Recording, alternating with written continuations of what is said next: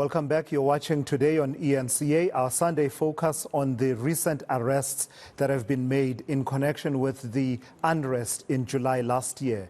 The number in total that has been reported by the NPA in the latest batch of arrests has come up to 34, and they've been happening almost in tranches and batches, these arrests. So let's do a deep dive then into the story. Let's start with Govan Whittles, who joins me now for an update on this situation. And Govan, you have attended quite a number of court cases. It's been a flurry of activities around the court cases. But put all of it in context for us with the timeline of what brought us to this point where we are seeing these arrests, the latest batch of arrests. Well, Tlali, the first thing that really kicked off the anticipation or expectation of big number of people being arrested was the statement by the government that they had identified 12 people who were said to have planned the unrest, and their assertion that it was coordinated through social media on WhatsApp groups. And what we saw after that was the first people being brought in on charges of incitement of public violence, for sending voice notes, for tweeting things, for messaging people on WhatsApp. And the first of them was Bruce Nimmerhout. He's the West Rand leader of the Patriotic Alliance. And he was followed by some other high-profile people, that self-styled politician Ngizwe Mchunu, as well as Themba Mnisi and on the East Rand. And of course, one of the anonymous Twitter accounts was unmasked through this process of investigation, the famous PTPT evaluator account. And the charges against that person has since been withdrawn. But since then, we've seen the police bring in not individuals, but whole groups of people, saying that they're starting to close in on those who actually planned the arrest. Now, prepared a timeline, a report that looks at the first arrests and where it went until then, and what's anticipated from the police going forward. Let's take a look at that report. The Patriotic Alliance's West Rand leader Bruce Nimmerhout was the first to be arrested after police identified him as the person behind a voice note telling people to block roads. But Nimmerhout insisted that this was not his voice, and his party sprung to his defense. It is not a political party now that says, no, because he's our leader, we don't believe that that's his voice note. No, it is factual that the voice note that they claim is the voice of leader Nimmerhout is not true. Then the self-styled KZN politician Ngizwe Mchunu was arrested after he was allegedly linked to igniting the unrest. Outside court, he accused the police of conspiring against him and another alleged instigator. I'm out today because of the justice system. If it was the wish for people who arrested us, we shouldn't be here. Even Bonkosi today should be rotting in jail so that they can cruise, control, and loot the whole country. Despite these arrests, the Hawks were under pressure to act against Twitter users who were seen to be inciting the violence. One of these was the woman behind the PTPT evaluator account, but the charges against her were eventually withdrawn. Soon after this, the police minister raised expectations, saying dozens more people would be arrested. The DPCI is putting eye on 86 more people on this matter. But there are 19 that would be regarded as instigators. 8 are arrested by DPCI, which are Hawks, and 11 are arrested by the detective team that was put together there. So there are 19, they remain as 19. 2 of them cases have been withdrawn, and almost all of them, they are on bail. Once you are on bail, which means there is a case to answer. And it seems the Hawks are under pressure to act against former President Jacob Zuma's daughter, Duduzile, who posted this tweet anticipating her own arrest. All eyes are now on the Hawks to see if they will follow through. Govan Whittles, Johannesburg. So that is the context then as set out by our Govan Whittles, just tracking back and also trying to make sense of the various numbers. Remember, we went from 12 known instigators during the peak of the violence around July last year, that there were 12 known instigators. And then later on, the language kept changing, whether they were instigators or, I don't know, people that motivated and encouraged the violence and looting. But eventually, we ended up with 19 people that the police consider to be instigators, but the number, as you heard there in Govan's piece, can go up to 86 people, as you saw the arrests that we've been seeing in the last few days. One of our other reporters who's been working the story, senior reporter Dasen Thathiah, joins me now. And Dasen, it's been a very busy week last week, especially in the courtrooms, and separate from the 34 recently arrested. Part of the 19 that are considered instigators include, allegedly, Bonkosi Khanyile, who appeared in court earlier on in the week. Tell me about that appearance and located within the context of the other appearances that we've seen.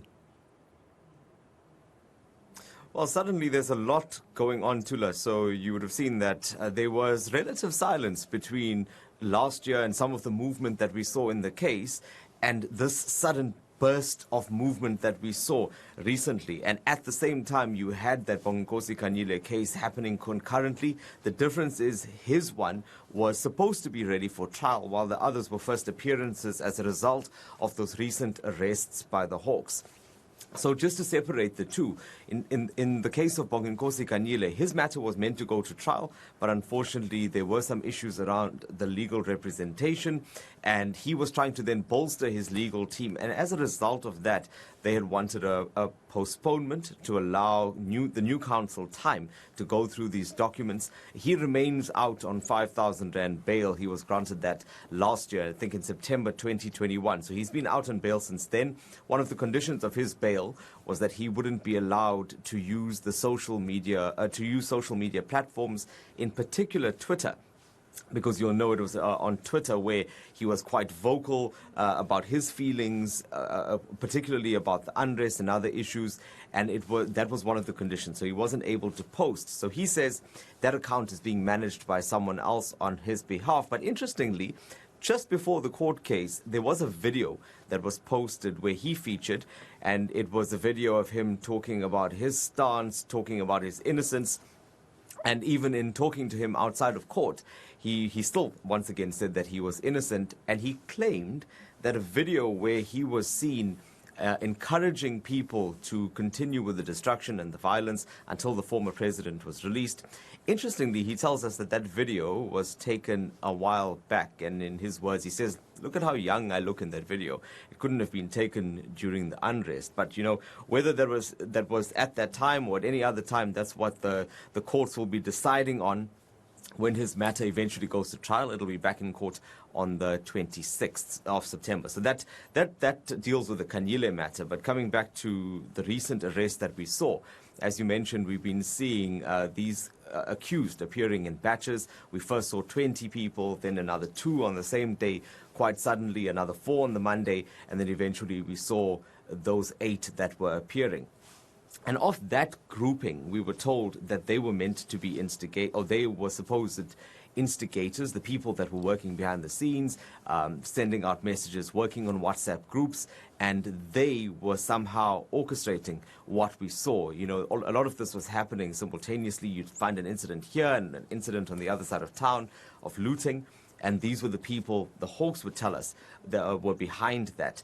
So we decided to go out, myself and my colleague Sandile Makubela, to try to talk to some of these people. We obviously couldn't hear from them in court. It was too early. And we did manage to speak to at least one of those alleged instigators to find out their side of the story, anonymously so. And she was saying to us that one of the arrests, or one of the things that struck her about the arrest, was how many police officers had arrived to do that. They pitched up outside her house, about 12 cars, she says, many police officers. And I want you to listen to a part of that interview that we conducted where she talks about that evening where she was arrested. Amaphoyisa angithatha athi ngikhuma phambili. Nempela ngahamba. Ngafika phambili ngayichaza indaba. Uthi mina angisangisho abantu nebambi bolutha akushiso ilo itolo akushiswe emakliniki azange ngisho lokho iluthing nje angihlangani nayo kodwa le group ngiyayazi ngoba ngangidefenda umuthu lapha ngangidefenda iANC organization umshuluzi ngofa ngifela umshuluzi. Sure, it is interesting to say the least, Dasen, when you hear from the horse's mouth from the people who were active in these WhatsApp groups that are such a key focus of the police's investigation of the events of July last year. Are we able to find any links between the recent arrests, the 34? What are the links and threads and trends that we are observing there? And that's one of the reasons why Sandile and I set out to try to locate these people outside of court and to find out exactly who they are and where they come from. And let me tell you what we know so far. So what we've established, and I mean, this is, for the public record, it came out in court, that these people that are now accused of being these instigators, the recent batch that we are talking about, they come from across the province, predominantly from KZN. So almost all of them from KZN. You have one person coming from the northwest, another coming from the Free State. But in KZN, I mean, I'm talking about places as far afield as Dundee, we're talking about Vryheid, we're talking localized here in Tuzuma, Mlazi, Richards Bay. So a variety of places. And one would then ask, what connects all of these people? What is the common link here? And it seems that the common link is those WhatsApp groups, in particular the Free Jacob Zuma WhatsApp group, as well as the eThekwini Shutdown WhatsApp group. So those two were seen to be central to the coordination of the 2021 July unrest. And the people that were in it are now predominantly the accused, and those that are seen to be the ones that were supposedly coordinating. And just to touch on a separate point, I spoke about how there was relative silence between last year and this year. And that's because the teams that were working on this, and there were a number of them, it was the Hawks, it was the Digital Forensic Investigative Team, you're talking about the NPA also being involved in this process, you had other units like Public Order Policing, TRT, NIU, all of these units being involved in ultimately what came to be now with those arrests and these people in court. And there was a lot to sift through. Can you imagine a WhatsApp group with, for example, 200 participants or more? I don't even know how many were in there, but that was a number that was bandied around. There would be lots of exchanges of messages there, for example, that would then lead to being evidence that would ultimately need to be sifted through. And the lady that we spoke to says to me that many of the people in those groups were complete strangers. So they were drawn together by their common purpose, and that was to support the former president because of what he was going through at the time. So she tells us that the conversations that occurred in that group were just talking about what different people would be doing in different areas. She claims that there was no talk of looting. It was merely just how they would protest. But let's listen to what she had to say, in particular about the WhatsApp group and how it functioned. Kodwa manje masivele siboshwa nje kanjena and ufakazi bungekho leya group leya yayixoxa ngokusupporta umsholozi hayi ngento eziningi and angikholwa usineke lapho leya group leya khona boshiwe lapho wathola nezinto even mafika endlini zethu abatholanga lutho ngoba phela vese singahlangene ne-looting inhloso yethu ukudefenda umsholozi. And Dasen, according to this alleged instigator, what was the purpose of the group in which this particular person was active? Well, it's also interesting if you look at how people were added. So it would be a case of, for example, if I was in the group, then I would add Tulas, and it would carry on like that. And it was a chain of events. And the origins, we don't know. We don't know exactly who started it and who were the founding members, so to speak, of this group. Maybe we will see that as the investigation progresses and more people appear in court. But the primary purpose, according to the lady that we spoke to, was to organize support for the former president, so in whatever form that may be. I mean, she used an example of saying that when she was talking on this group, she was trying to organize a march so that people would get together and firstly apply for permission, she says, and then march to show their support for the former president. But we've also seen screenshots of exactly what was transpiring in that group. I've seen these, from different sources. And what it appeared to be, from what I saw, was coordination from different areas. So someone would announce, for example, which area they were in or which ward they were in and what they would be doing. There were certain techniques that were discussed about how they would maybe in some instances not wear certain colors because it might reflect badly on the ANC. These were some of the screenshots that I saw coming out of that group. But according to her, as I said, it was purely support for the former president. She does unpack that further. Let's listen to what she had to say. La group leya abantu abangazani abahlukene ngoba beqhamuka endaweni ezihlukene kodwa ngiyazi icala sibhekene nalo kuba ngasi thina abagqugquzeli bengizocela umhlaba ungathatha ngasinika bithina senze sinike kuze kufikele lela zinga lila lokhu sinike kuze kuluthwe abantu baphile imisebenzi yilokho nje ngiyazi icala sibhekene nalo linzima kakhulu nenkosi enkantolo ngiyathemba sinike yosizwela isinike ukushwele ngicabanga ukuthi lena yokuthi yokusabisa abantu ukuthi bengaphinde bayihlanganise lento zikamsholozi bengaphinde badefend umsholozi la kulwa nomsholozi kahle kahle leyo nto ke nge-membership yami mina ngisasho nge-membership yami ngohlezi ngimsupport umsholozi.